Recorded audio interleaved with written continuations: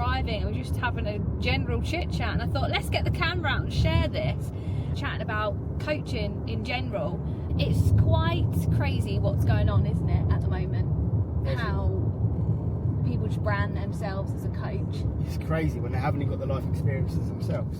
Yeah. Like, just because you've had a transformation yourself doesn't mean you're good at teaching someone else how to do it. It's good because you figured out how to do it for yourself, but you learn how to coach everyone else based on your own experiences. When I was 18, 19, I was always in good shape, but I used to be like, what do you mean you don't like eat chicken, broccoli and rice? How else do you think you get in shape? Because I was uneducated on like calories and, you know, habits. So I used to be like, what do you mean you can't eat chicken, broccoli and rice? What's the matter with you? You as a coach, I mean, you would have never have gone around and called yourself a coach at 19, 20, would you? No, like, it's a different world. I'm not saying like that you can't be, but as in because of the state like where you was at, was at a point where, you know, you've had a great transformation, you're living and breathing the gym, but in my opinion, I wouldn't have looked at you as a coach, because I would think, like, if I'm someone who's a young lad going out on the piss every weekend, which he was doing, wants to, you know, go and have his way with all the ladies, and if he wanted, you know, a typical young lad, no offence, but, and as well, like, live for the gym, protein shakes, Drinking all weekend. Eat chicken and rice, then I'd be like, that's the guy I want to go to, because he lives the life I want to live. It was a different world back then, because there was no online coaches. It didn't exist. I was a personal trainer in the gym, surrounded by bodybuilders, and I was learning off a lot of the bodybuilders and powerlifters, which were pretty elite level, to be fair, especially in that era. But it was a very old school mentality, like it was the type of food that you ate which get the result, not the calories.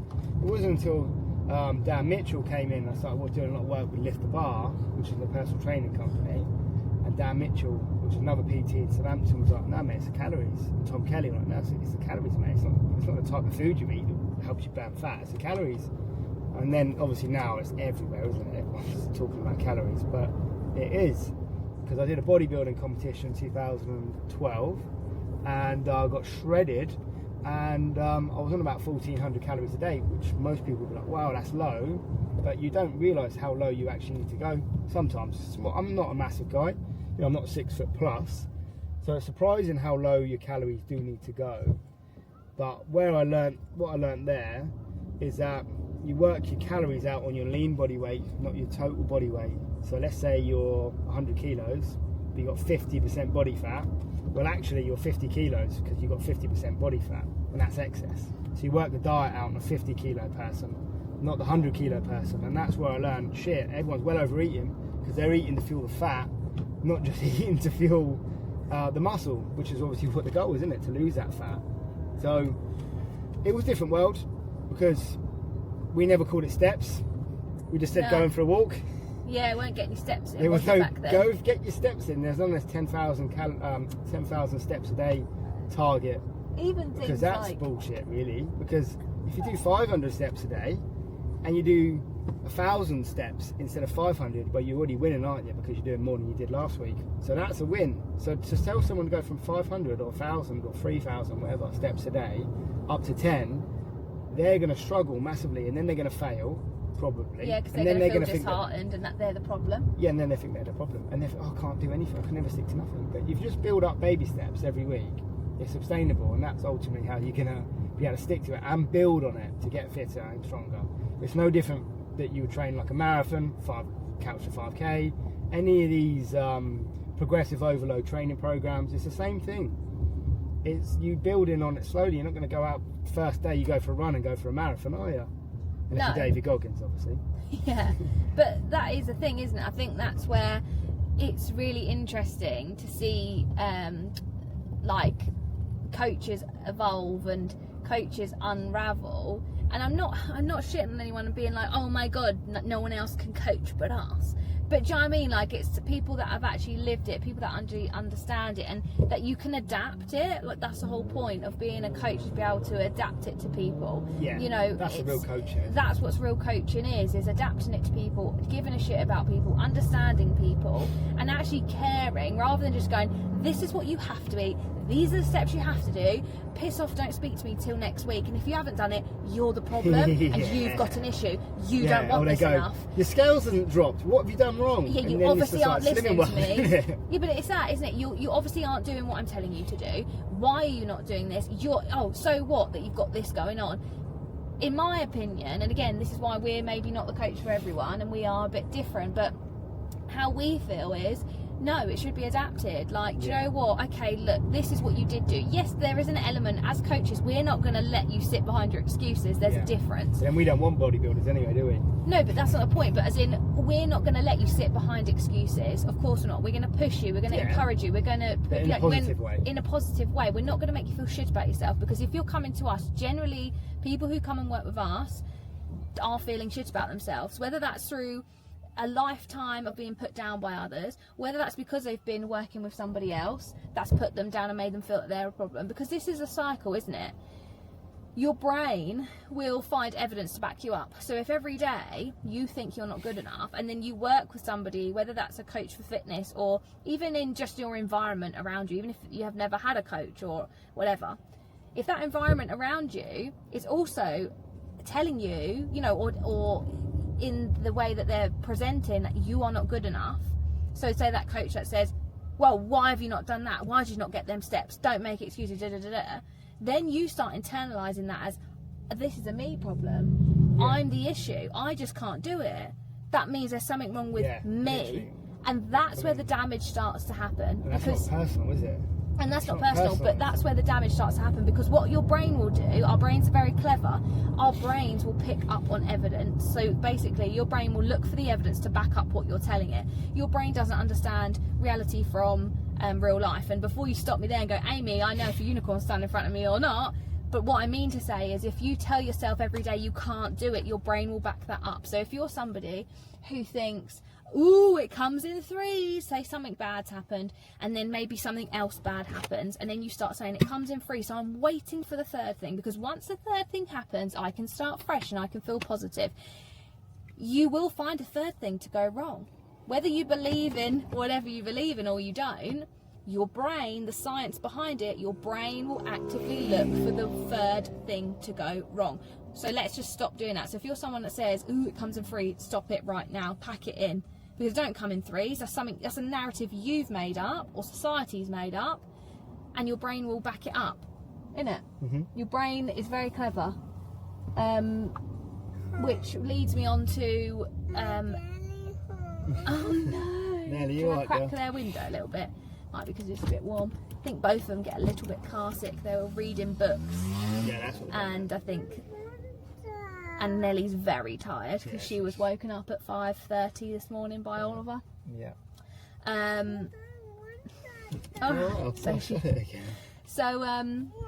Yeah, interestingly, a lot of, in terms of how we work, is we just think we have to pick up, do all these things, get up at 5, eat rabbit food, go on 10,000 step walk, do ice baths every day, new skincare, wear your SPF, drink 10 gallons of water, make sure you're getting 10 fruit and veg in a day.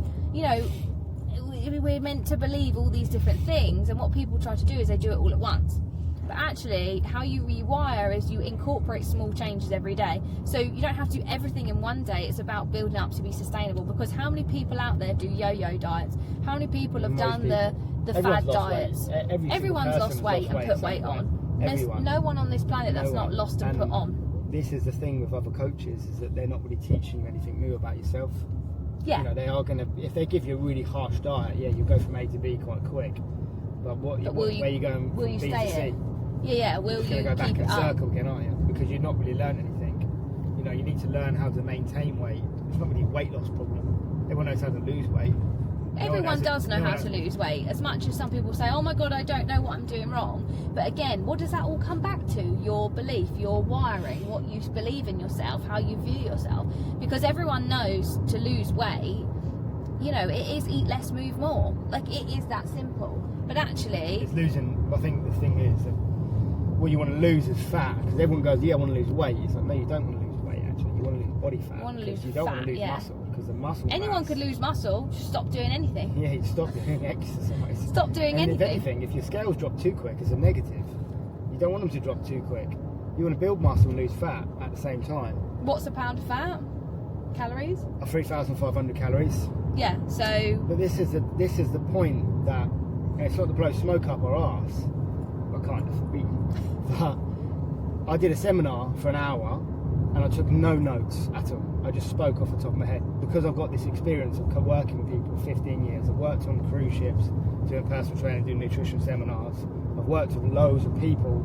I've worked with people who've had strokes. I've worked with people who've got high blood pressure. I've worked with people with diabetes, and I've reversed replacements, surgeries. It's not just basic fat loss. I can do that as well, obviously. And they are all losing body fat, believe it or not, but they're losing body fat because they're exercising, they're eating better. I want to just say as well, when I said that is that simple, what I was going to say before Luke started chatting was it is simple in terms of eat less, move more, but what the part that isn't simple is your rewiring, your interpretation of you. It's how you view yourself, your social image, what's around you, your environmental factors, whether you've had trauma, whether you've got picked on at school, whether you in the workplace have got a different persona because you don't trust who you are. They're the elements that make it hard. So we're not shitting on you by saying, oh, it's easy, you can do it. But that's where we're different, is we take your whole world. We take your whole world into consideration, not just, why have you not done your 10,000 steps today? Like, that's not what it is. Really help you with structuring it as well. Because, like, for example, a new client started this week, and I was like, so when you do your workouts, because obviously around the main sessions, I've got her to start putting in stuff into her diary. She suffers really bad with anxiety, so I said the best thing you can do to help with anxiety, right, Nelly? I said the best thing you can to help with anxiety is having things planned in your diary. So don't just say, I'll do my workout tomorrow, because it will never happen. Actually block it into the diary, or to like your work schedule, wherever. I'm going to do a workout at 2 o'clock tomorrow, or 8 a.m, whenever you like to work out. And then you're way more likely to get it done, because in the diary, it's like, if you turn up to work tomorrow, I'm sure you know what time you've got to be there, because it's already planned in. So treat it like the same thing. And if you've got structure, you're way more likely to have less overwhelm, because you know what time you're working out, you know what days you're working out, you can plan it in, you can be like to your wife, your partner, husband, whatever, well, I can't do that tomorrow because remember I'm doing this workout, and you're buying into yourself. Yeah, don't be afraid to set that boundary and put yourself first, because you have to put yourself first. Without you, what else, what happens? So like if you be like, no, my kids come first, or no, my partner comes first. No, without you, how, like, there is no them. Yeah, and then you got to think, so who's the most important person in your life? And most people tend to not say themselves, and really it should always be you, just like Amy just said, always should be you. The second thing is, what's the most important thing in your life?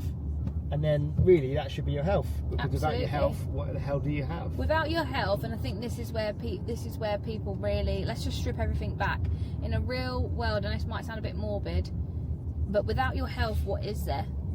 Without your health, what do you have? Without your health, what will your kids have? Without your health, what will your partner have?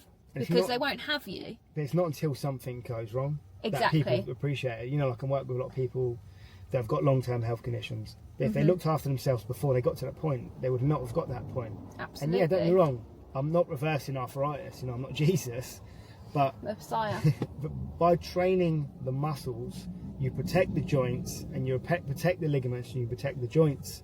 So I've got clients that have got arthritis. I've got online clients.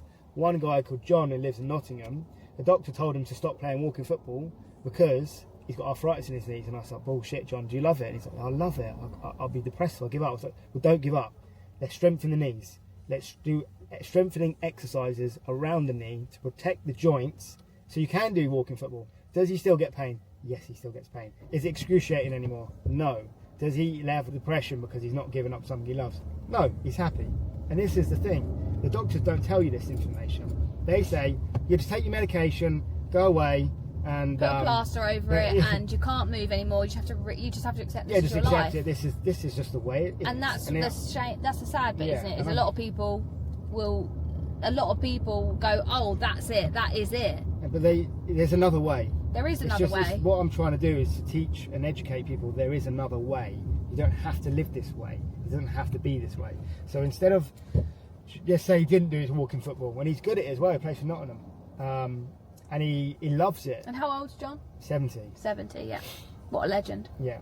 So the point I'm getting in it is that you don't have to be this way.